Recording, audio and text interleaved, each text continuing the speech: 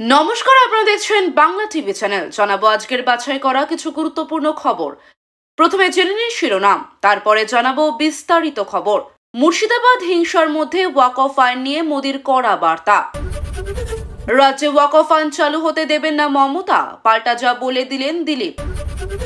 মমতার বিরুদ্ধে এবার প্রতিবাদের ঝড় ভিন রাজ্যে, হিন্দুরা নিরাপদ নন বাংলায়। দিদি ওয়াকফ বিল মানবেন না, তাহলে অশান্তি কেন? প্রশ্ন অনুব্রত। বিহার, ঝাড়খণ্ড, উত্তরপ্রদেশ থেকে লোক ঢুকিয়ে মুর্শিদাবাদ ঠান্ডা করে দেওয়ার হুঙ্কার বিজেপির অর্জুনের। সবার আগে সারাদিনের শীর্ষে থাকা নির্ভরযোগ্য খবর পেতে এখনই ভিডিওটিতে একটি লাইক করে চ্যানেলটি সাবস্ক্রাইব করে দিন। নমস্কার, এতক্ষণ দেখছিলেন সংবাদ শিরোনাম। এবার শুরু হলো বিস্তারিত খবর। মুর্শিদাবাদ হিংসার মধ্যে ওয়াকফ আইন নিয়ে মোদির কড়া বার্তা। মুর্শিদাবাদে ওয়াকফ আইনের প্রতিবাদে সাম্প্রতিক হিংসা ও পশ্চিমবঙ্গে মিছিলের ঘটনার পর প্রধানমন্ত্রী নরেন্দ্র মোদী এই আইনের উদ্দেশ্য স্পষ্ট করলেন। হরিয়ানার হিসারে বাবা সাহেব আম্বেদকরের জন্মদিনে এক জনসভায় তিনি বলেন, ওয়াকফের নামে লক্ষ লক্ষ হেক্টর জমি অপব্যবহৃত পড়ে আছে, যা জমি মাফিয়ারা নিজেদের স্বার্থে ব্যবহার করছে। এই জমি সাধারণ মানুষের কাজে লাগানো উচিত। তার বক্তব্য, এই আইন জনসাধারণের স্বার্থ রক্ষার জন্যই প্রণীত। মোদী কংগ্রেসের বিরুদ্ধেও তীব্র সমালোচনা করেন। তিনি অভিযোগ করেন, কংগ্রেস সংবিধানকে ক্ষমতার হাতিয়ার হিসেবে ব্যবহার করেছে, বাবা সাহেবের আদর্শকে ক্ষতিগ্রস্ত করেছে। তিনি আরও বলেন, কংগ্রেস তপশিলি জাতি, উপজাতি ও অনগ্রসর শ্রেণীকে দ্বিতীয় শ্রেণীর নাগরিক হিসেবে রেখেছে, ভোট ব্যাংকের রাজনীতি ছড়িয়েছে। মোদীর দাবি, তার সরকার এই বৈষম্যের বিরুদ্ধে কাজ করছে। রাজনৈতিক বিশ্লেষকদের মতে মোদীর এই বক্তব্য ওয়াকফ আইনের পক্ষে জনমত গঠন ও আসন্ন নির্বাচনের প্রেক্ষাপটে তাৎপর্যপূর্ণ। এই আইন ও হিংসার ঘটনা নিয়ে আলোচনা অব্যাহত থাকবে বলে মনে করা হচ্ছে। রাজ্যে ওয়াকফ আইন চালু হতে দেবেন না মমতা, পাল্টা যা বলে দিলেন দিলীপ। ওয়াকফ আইনের প্রতিবাদে মুর্শিদাবাদ জেলায় যে পরিস্থিতি তৈরি হয়েছে তা নিয়ে উদ্বিগ্ন গোটা রাজ্যবাসী। সেখানকার হিন্দুরা কার্যত বিপদের মধ্যে রয়েছে বলেই দাবি করছে বিরোধীরা। আর সেই জায়গায় দাঁড়িয়ে এবার মুখ্যমন্ত্রী ওয়াকফ আইন রাজ্যে চালু হতে দেবেন না বলে মন্তব্য করলেও তাকে পাল্টা কটাক্ষ করলেন বিজেপি নেতা দিলীপ ঘোষ। প্রসঙ্গত, এদিন এই ব্যাপারে দিলীপ ঘোষকে একটি প্রশ্ন করা হয়, আর সেই প্রশ্নের উত্তর দিতে গিয়ে তিনি বলেন, মুখ্যমন্ত্রী অনেক কিছুই বলেন, কিছু বোকা লোককে বারবার বোকা বানান। আমরা নোটবন্দি হতে দেব না, সিএএ লাগু হতে দেব না, 3 তালাক লাগু হতে দেব না, এরকম অনেক কিছু বলেছেন। ওনার পার্টিতে ওনার কথাই শোনে না। মমতার বিরুদ্ধে এবার প্রতিবাদের ঝড় ভিন রাজ্যে, হিন্দুরা নিরাপদ নন বাংলায়। মুর্শিদাবাদ হিংসা থেকে 26,000 চাকরি বাতিল, একাধিক ইস্যুতে বাংলায় মুখ্যমন্ত্রী মমতা বন্দ্যোপাধ্যায়ের বিরুদ্ধে সুর চড়ছে পশ্চিমবঙ্গে। এসবের মধ্যেই এবার মমতা বন্দ্যোপাধ্যায়ের বিরুদ্ধে তুমুল বিক্ষোভ ভিন রাজ্যেও। এবার বারাণসীতে আছড়ে পড়ল বাংলার মুখ্যমন্ত্রীর বিরুদ্ধে ক্ষোভ। বিশাল ভারত ইনস্টিটিউটের তরফ থেকে লামাহি গ্রামে তার কুশপুতুল দাহ করা হয়েছে। তুমুল বিক্ষোভ দেখানো হয়, তাকে পদ থেকে সরানো ও গ্রেফতারের দাবিও তোলা হয়েছে। খবর টাইমস অফ ইন্ডিয়ার প্রতিবেদন অনুসারে তাদের অভিযোগ, একদিকে গোটা দেশ জুড়ে বাবা সাহেব আম্বেদকরকে শ্রদ্ধা জানানো হচ্ছে, অথচ বাংলার মুখ্যমন্ত্রী তাকে অসম্মান করছেন। তাদের দাবি, মুর্শিদাবাদের সংশোধিত ওয়াকফ আইনের প্রতিবাদে যে বিক্ষোভ সংঘটিত হচ্ছে তা হিংসার রূপ নিয়েছিল, এমনকি মহিলাদেরও হুমকি দেওয়া হচ্ছে। তাদের অভিযোগ, মুর্শিদাবাদে ভয়াবহ হিংসার জেরে হিন্দুদের এলাকা ছাড়তে বাধ্য করা হচ্ছে। মমতা বন্দ্যোপাধ্যায়ের সরকারের ভূমিকা নিয়েও প্রশ্ন তোলা হচ্ছে। নানা ধরনের প্ল্যাকার্ড নিয়ে বিক্ষোভ দেখান স্থানীয়রা। সেখানে লেখা ছিল, দেশের মানুষ ডাক দিচ্ছেন, হিন্দুদের রক্ষা করুন। ওয়াকফ বিল হলো একটা অজুহাত, আসলে হিন্দুদের টার্গেট করা হচ্ছে। মমতা বন্দ্যোপাধ্যায়কে গ্রেফতারের দাবিও তোলা হয়েছে। ভিপিএস প্রেসিডেন্ট রাজীব শ্রী গুরুজি জানিয়েছেন, পশ্চিমবঙ্গ হিন্দুদের কাছে নিরাপদ নয়, নানা অজুহাতে তাদের খুন করা হচ্ছে, হিন্দু মহিলাদের উপর অত্যাচার করা হচ্ছে, হিন্দুরা বাড়ি ছেড়ে পালাচ্ছে, নিজের দেশেই হিন্দুরা ইসলামিক জেহাদের মুখে পড়ছে। আরব, তুর্ক, মুঘল আর এখন বাংলাদেশি মুসলিমরা হিন্দুদের উপর অত্যাচার করছে।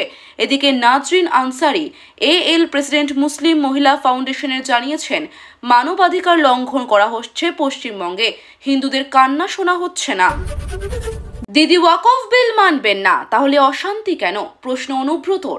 ওয়াকফ আন্দোলন নিয়ে মুখ খুললেন অনুব্রত মণ্ডল। তার সাফ প্রশ্ন, এ রাজ্যে যখন দিদি ওয়াকফ বিল মানবেন না, তখন অশান্তি কেন? পাশাপাশি ওয়াকফ বিরোধী সব সভায় কর্মীদের উপস্থিত থাকার বার্তা দিলেন বীরভূমের তৃণমূলের জেলা সভাপতি কেষ্ট মণ্ডল। মুর্শিদাবাদ লাগোয়া নলহাটিতে গতকাল থেকে ইন্টারনেট পরিষেবা বন্ধ, যাতে কোনোভাবে সম্প্রীতি নষ্ট না হয় তার জন্য তৎপর পুলিশ প্রশাসন। সেই পরিস্থিতিতে নলহাটিতে কর্মী বৈঠক করলেন অনুব্রত। সোমবার নলহাটির একটি হলে 4 বিধানসভা নলহাটি, মুরারি, ময়ূরেশ্বর ও হাসানের বিধায়ক ও সাংগঠনিক নেতাদের নিয়ে বৈঠক করেন। উপস্থিত ছিলেন মন্ত্রী চন্দ্রনাথ সিনহা, নলহাটির বিধায়ক রাজেন্দ্র সিং, মুরারি বিধায়ক মোশাররফ হোসেন, হাসানের বিধায়ক অশোক চট্টোপাধ্যায়, ময়ূরেশ্বরের অভিজিৎ রায়। সেখানেই কর্মীদের বেশ কিছু বার্তা দেন। দলকে মজবুত করতে নববর্ষের পরেই ব্লকে এবং অঞ্চলে সাংগঠনিক সভা করার নির্দেশ দিলেন তৃণমূল জেলার সভাপতি অনুব্রত মণ্ডল। সে সভায় তিনি নিজে উপস্থিত থাকবেন বলে জানান। তবে জামিনে মুক্তি পাওয়ার পর থেকে যথারীতি বিজেপি সম্বন্ধে এদিনও নীরব থাকলেন, উচ্চারণ করলেন না একটি শব্দ। অনুব্রত বললেন, আমাদের রাজ্যে ওয়াকফ বিল তো মুখ্যমন্ত্রী লাগু করবেন না বলে দিয়েছেন, তাহলে অশান্তি কেন? তবে প্রতিবাদ চলবে। এরপরেই এলাকার বিধায়ক ও তৃণমূল নলহাটি শহর সভাপতিকে লক্ষ্য করে বলেন, ওয়াকফ বিরোধী সব মিছিলে সবাই থাকবেন, রাজু, পিন্টু সবাই থাকবি, কোনো হানাহানি রক্তারক্তি যেন না হয়। রামপুরহাট 2 ব্লকের কর্মীদের হাসানের বিধায়ক অশোক চট্টোপাধ্যায়কে নিয়ে চলার নির্দেশ দেন। উল্লেখ্য, গত 4 মাস তারাপীঠ এলাকায় অশোক চট্টোপাধ্যায়কে বাদ দিয়েই এলাকায় সভা সমাবেশ যোগদান করাচ্ছে তৃণমূল ব্লক নেতৃত্ব।